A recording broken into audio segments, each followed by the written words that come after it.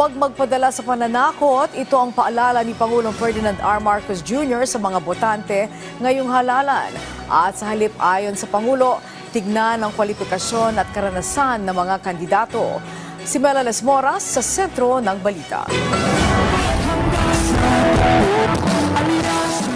Sa harap ng libo-libong Davaoeños, buong pagmamalaking ikinampanya ni Pangulong Ferdinand R. Marcos Jr. sa Carmen, Davao del Norte ang mga pambato sa pagkasenador ng Alyansa para sa Bagong Pilipinas. Ayon kay Pangulong Marcos, magagaling at may sapat ng karanasan ang mga kandidato ng administrasyon. Kaya't sa Hatol ng Bayan 2025, sila ang nararapat suportahan ng ating mga kababayan. Hindi lang magaling ang ating mga kandidato sa kanilang trabaho, hindi lang sila nagmamahal kung hindi nauunawaan nila at nalalaman nila kung ano ang hinihiling at kinakailangan ng taong bayan kahit sa buong Pilipinas, hindi lamang doon sa mga lugar na pinanggalingan nila. Yan po ang pangako ng ating mga kandidato. Araw-araw na sila ay nakaupo at nasa posisyon, araw-araw ipapakita nila, ipaparamdam nila ang kanilang pagmamahal para sa Pilipinas. Kasabay nito, hindi naiwasang maghayag ng pagkadismaya ng presidente laban sa ibang tao na ang iniisip lang umunong solusyon sa lahat ng problema ay ang pagpatay. Hindi niya sinabi kung sino ang kanyang tinutukoy pero nabanggit niya ang mga kalaban ng administrasyon na ramdam na umano ang bigat ng line-up ng kanilang senatorial slate. Narinig lang natin ng isang araw. Walang daw pag-asa, siguro, kanina wala silang pag-asa, kaya papatay na lang sila ng 15 na senador. Ay talaga, bagay, mahirap naman yung ibang tao.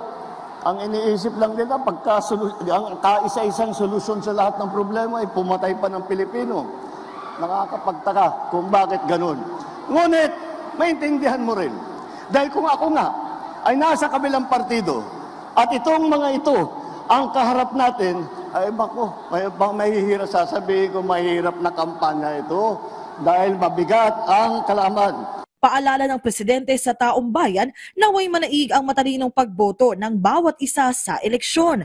Sana'y wag-an niyang sayangin ang mga Pilipino ang pagkakataon na makapagluklok ng magagaling na leader para sa kinabukasan ng Pilipinas. Hindi na tayo pwedeng ganun. Huwag tayong papayag na bumalik ang Pilipinas sa panahon ng dilim. Huwag tayong papayag na ang Pilipinas ay babalik sa panahon ng lagim. Ito po ang ating pagkakataon na dalhin ang Pilipinas sa magandang lugar.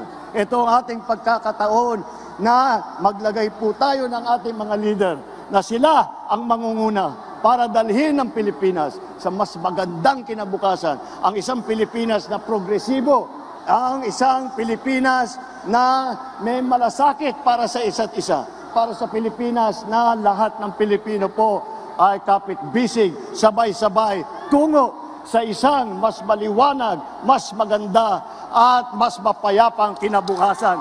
Bukas nakaragdang ganapin ang susunod na campaign rally ng Alyansa para sa Bagong Pilipinas sa Pasay City.